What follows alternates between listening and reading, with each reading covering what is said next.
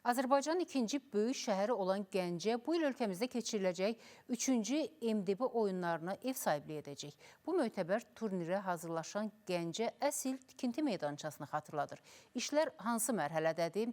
İndi təqdim edəcəyimiz süjetdən biləcəksiniz.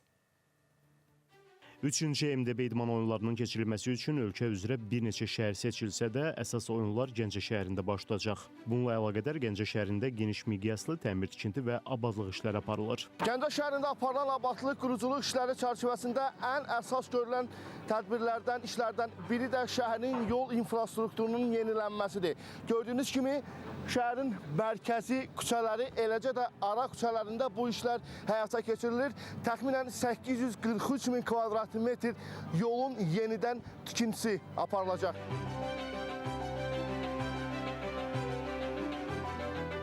Gəncə şəhər İcra Hakimiyyəti tərəfindən təmiri həyata keçirilən küçələrin ümumi uzunluğu isə təqribən 200 min kvadrat metr təşkil edir. Gəncə şəhərinin Heydər Əliyev adına meydanı, daha sonra Gəncə Şahi Park Bulvar kompleksində yerləşən Bayraq meydanı əsaslı şəkildə təmir olunur. Bununla yanaşı Xanbağı İstirahət Parkının Fikrət Əmirov adına parkın, həmçinin Nizami Kinoteatrının qarşısında olan İstirahət Parkının təmiri nəzərdə tutulur.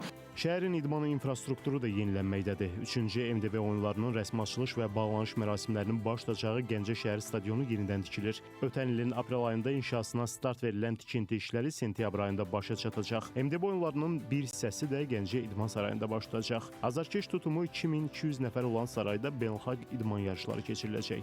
Böyük salda basketbol, voleybol, handbol, futbol idman növləri üzrə yarışların keçirməsi nəzərdə tutulur. Sarayda VIP bölmələr də var, atıcılıq və üzgüçülük bölməsi var.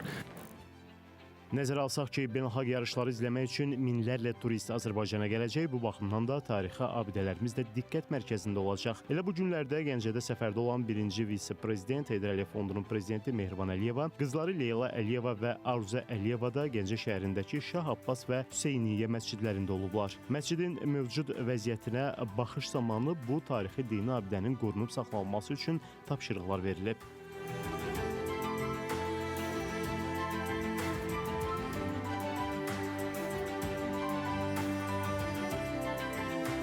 Təkcə Şah Abbas məscidi deyil, ümumiyyətlə ölkəmizin müxtəlif bölgələrindəki tarixi, dini, memarlıq abidələrinin qorunması, bərpası istiqamətində gördüyü işlər müstəsna əhəmiyyət kəsb edir. O cümlədən də Gəncə şəhərində də bu istiqamətdə mühüm addımlar atılmışdır.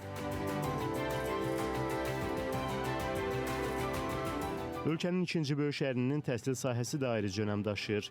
Yeni məktəblər, məktəbə qədər tərbiyə müəssisələri tikilir, bərpa edilir. Birinci vitse-prezident Mehriban Əliyeva Gəncə şəhər 37 nömrəli tam orta məktəbdə aparılan təmir bərpa işləri ilə də tanış olmuşdu. Məktəblə yanaşı 40 sayılı körpələr evi, uşaq bağçası da əsaslı təmir ediləcək. Heydər Əliyev Fondunun vitse-prezidenti Mehriban Əliyeva sözü gedən körpələr evi, uşaq bağçasında olub və məktəbə qədər təhsilin və uşaqların təlim-tərbiyəsinin yüksək səviyyədə təşkili məqsədi ilə müvafiq tapşırıqlarını verib. Vitse-prezident Mehriban xanım Əliyevanın səfər oldu Gəncəyə. Bu səfər çərçivəsində bizim perinatal mərkəzə də baxış keçirildi. Xəstələrimizlə, hamilələrimizlə söhbət oldu, körpələrə ziyarət etdi. Heydər Əliyev Fondunun dəstəyi ilə bizə xəstəxanamıza 4 küveyz və bir son model ultrason cihazı təqdim olundu. Birinci vitse-prezident Mehriban Əliyeva Gəncə şəhərinə səfəri çərçivəsində Birləşmiş Xəstəxanasının perinatal mərkəzinin vəziyyəti ilə də tanış olmuşdu. Mərkəzdə 80 çarpayı 4 şöbə var. Bir sözlə, Gəncə özünün inkişaf mərhələsini davam etdirir. Şəhər tarixi keçmişini qorumaqla müasirləşir. İlham Məmmədov, Space Xəbər, Gəncə.